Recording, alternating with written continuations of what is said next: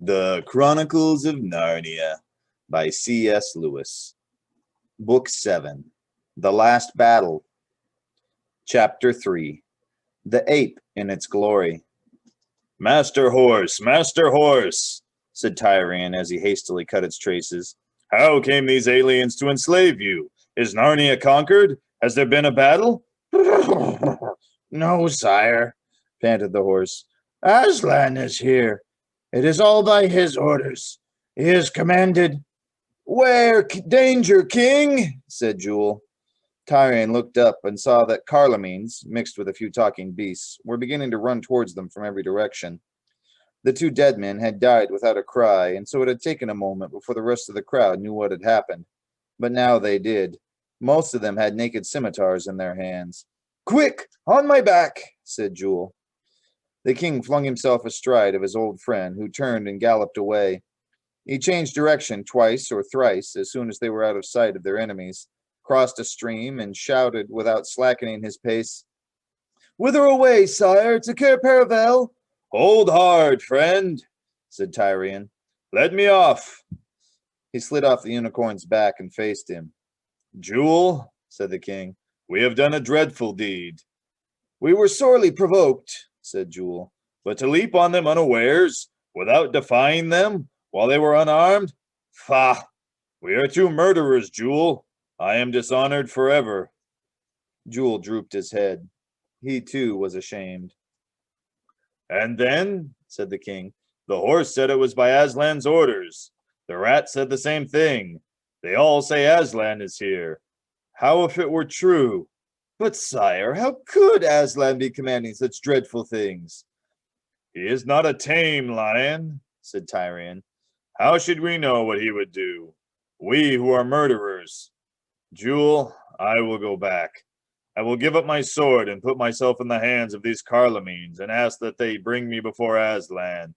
Let him do justice on me. You will go to your death, then, said Jewel. Do you think I care if Aslan dooms me to death? Said the king. That would be nothing at all. Would it not be better to be dead than to have this horrible fear that Aslan has come and is not like the Aslan we have believed in and longed for? It is as if the sun rose one day and were a black sun. I know, said Jewel, as if you drank water and it were dry water. You are in the right, sire. This is the end of all things. Let us go and give ourselves up. There is no need for both of us to go. If ever we loved one another, let me go with you now, said the unicorn. If you are dead, and if Aslan is not Aslan, what life is left for me? They turned and walked back together, shedding bitter tears. As soon as they came to the place where the work was going on, the Carlomenes raised a cry and came towards them with their weapons in hand. But the king held out his sword with the hilt towards them and said, I, who was king of Narnia and am now a dishonored knight, give myself up to the justice of Aslan. Bring me before him. And I give myself up too, said Jewel. Then the dark men came round them in a thick crowd, smelling of garlic and onions, their white eyes flashing dreadfully in their brown faces. They put a rope halter round Jewel's neck. They took the king's sword away and tied his hands behind his back. One of the Carlomenes, who had a helmet instead of a turban and seemed to be in command, snatched the gold circlet off Tyrion's head and hastily put it away somewhere among his clothes. They led the two prisoners uphill to a place where there was a big clearing, and this was what the prisoners saw. At the center of the clearing, which was also the highest point of the hill, there was a little hut like a stable, with a thatched roof. Its door was shut. On the grass in front of the door there sat an ape. Tyrion and Jewel, who had been expecting to see Aslan and had heard nothing about an ape yet, were very bewildered when they saw it. The ape was of course Shift himself, but he looked 10 times uglier than when he lived by Cauldron Pool, for he was now dressed up. He was wearing a scarlet jacket, which did not fit him very well, having been made for a dwarf. He had jeweled slippers on his hind paws, which would not stay on properly because, as you know, the hind paws of an ape are really like hands. He wore what seemed to be a paper crown on his head. There was a great pile of nuts beside him, and he kept cracking nuts with his jaws and spitting out the shells, and he also kept on pulling up the scarlet jacket to scratch himself. A great number of talking beasts stood facing him, and nearly every face in that crowd looked miserably worried and bewildered. When they saw who the prisoners were, they all groaned and whimpered. O Lord Shift, mouthpiece of Aslan, said the chief Carloman. We bring you prisoners. By our skill and courage, and by the permission of the great god Tash, we have given alive these two desperate murderers. Give me the man's sword, said the ape.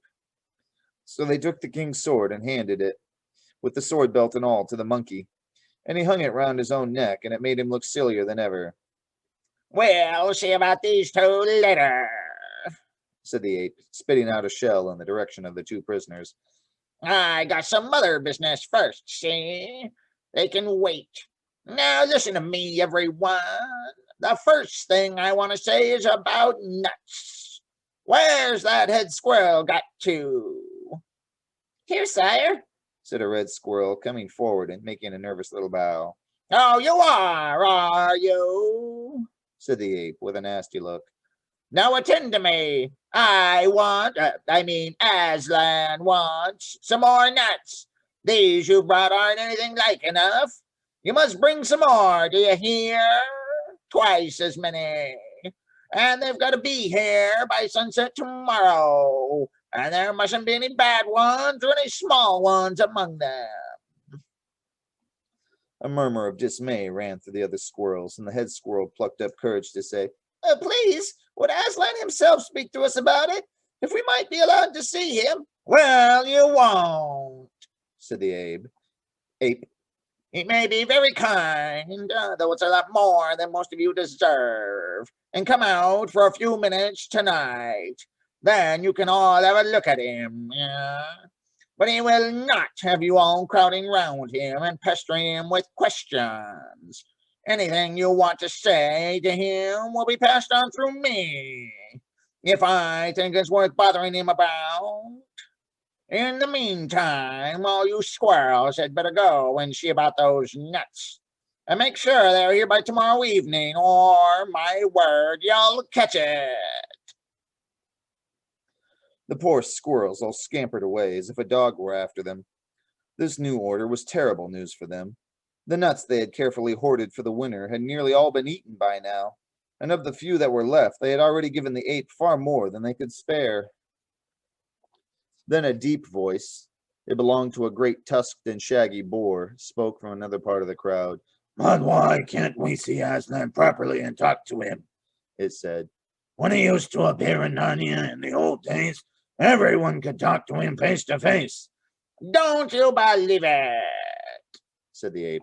And even if it was true, times have changed. Aslan says he's been far too soft with you before, you see? Well, he isn't going to be soft anymore. He's going to lick you into shape this time. He'll teach you to think he's a tame lion. A low moaning and whimpering was heard among the beasts, and after that a dead silence, which was more miserable still. And now there's another thing you've got to learn, said the ape. I hear some of you are saying that I'm an ape. Well, I'm not. I'm a man. But if I look like an ape, it's because I'm so very old, hundreds and hundreds of years old. And it's because I'm so old that I'm so wise. And it's because I'm so wise that I'm the only one Aslan is ever going to speak to. He can't be bothered talking to a lot of stupid animals. He'll tell me what you've got to do, and I'll tell the rest of you. And take my advice, and see you do it in double quick time. For he doesn't mean to stand any nonsense. There was a dead silence, except for the noise of a very young badger crying and its mother trying to make it keep quiet. And now here's another thing, the ape went on, fitting a fresh nut into its cheek. I hear some of the horses are saying, let's hurry up and get this job of carting timber over as quickly as we can, and then we'll be free again. Well, you can get that idea out of your heads at once. And not only the horses either. Everybody who can work is going to be made to work in future. Aslan, is it all settled with the King of Carloman, Tishrak, as our dark-faced friends, the Carlomenes, call him? All you horses and bulls and donkeys are to be sent down into Carloman to work for your living, pulling and carrying the way horses and such do in other countries. And all you digging animals, like moles and rabbits and dwarves, are going to go and down and work in the Tishrock's mines. And No, no, no, howled the beasts. It can't be true. Aslan would never sell us into slavery to the King of Carloman. none of that! Hold your noise! Said the ape with a snarl. Who said anything about slavery? You won't be slaves. You'll be paid very good wages, too. That is to say, your pay will be paid into Aslan's treasury, and he will use it all for everyone's good. Then he glanced and almost winked at the chief Carlomene. The Carlomene bowed and replied in the pompous Carlomene way. Most sapient mouthpiece of Aslan, the Tishrak, may he live forever, is wholly of one mind with your lordship and this judicious plan. There, you see, said the ape. it's all arranged, and all for your own good. We'll be able, with the money you earn, to make Narnia a country worth living in. There'll be oranges and bananas pouring in, and roads and big cities and schools and offices and whips and muzzles and saddles and cages and kennels and prisons. Oh, everything. But we don't want all those things, said an old bear. We want to be free, and we want to hear Aslan speak himself. Now, don't you start arguing, said the ape. for it's a thing I won't stand. I'm a man. You're only a fat, stupid old bear. What do you know about freedom? You think freedom means doing what you like, hmm? Well, you're wrong. That isn't true freedom. True freedom means doing what I tell you. Grunted the bear and scratched its head. It found this sort of thing hard to understand. Please, please, said the high voice of a woolly lamb, who was so young that everyone was surprised he dared to speak at all. What is it now? Said the ape. Be quick. please, Said the lamb. I can't understand. What have we to do with the Carlomenes? We belong to Aslan. They belong to Tash. They have a god called Tash. They say he has 4 arms and the head of a vulture. They kill men on his altar. I don't believe there's any such person as Tash. But if there was, how could Aslan be friends with him? All the animals cocked their heads sideways, and all their bright eyes flashed towards the ape. They knew it was the best question anyone had asked yet. The ape jumped up and spat at the lamb. Baby, He hissed. silly little bleeder, go home to your mother and drink milk. What do you understand of such things? But you others, listen. Tash is only another name for Aslan. Oh, that old idea of us being right and the Carlomenes wrong is silly. We know better now. The Carlomenes use different words, but we all mean the same thing. Tash and Aslan are only 2 different names for you-know-who. That's why there can never be any quarrel between them. Get that into your heads, you stupid brutes. Tash is Aslan. Aslan is Tash. You know how sad your own dog's face can look sometimes. Think of that, and then think of all the faces of those talking beasts, all those honest, humble, bewildered birds, bears, badgers, rabbits, moles, and mice, all far sadder than that. Every tail was down, every whisker drooped. It would have broken your heart with very pity to see their faces. There was only one who did not look at all unhappy. It was a ginger cat, a great big Tom in the prime of life, who sat bolt upright with his tail curled round his toes in the very front row of all the beasts. He had been staring hard at the ape and the Carlamine captain all this time, and had never once blinked his eyes. Excuse me, said the cat very politely, but this interests me. Does your friend from Carlamine say the same? Assuredly, said the Carlamine. The enlightened man, is in the right. Aslan means neither less nor more than Tash. Especially Aslan means no more than Tash, suggested the cat.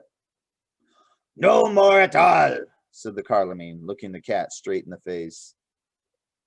Is that good enough for you, Ginger? said the ape. Oh, certainly, said Ginger coolly. Thank you very much. I only wanted to be quite clear. I think I'm beginning to understand. Up till now, the king and Jewel had said nothing. They were waiting until the ape should bid them speak, for they thought it was no use interrupting. But now, as Tyrion looked round at the miserable faces of the Narnians, and saw how they would all believe that Aslan and Tash were one and the same, he could bear it no longer. Ape, he cried with a great voice, you lie! You lie really badly! You lie like a Carlamine! You lie like an ape! He meant to go on and ask how the terrible god Tash, who fed on the blood of his people, could possibly be the same as the good lion by whose blood all Narnia was saved. If he had been allowed to speak, the rule of the ape might have ended that day. The beast might have seen the truth and thrown the ape down. But before he could say another word, 2 Carlamines struck him in the mouth with all their force, and a third from behind kicked his feet from under him. And as he fell, the ape squealed in rage and terror. Take him away! Take him away! Take him where he cannot hear us, nor we hear him, yeah? There, tie him to a tree. Aslan will do justice on him later.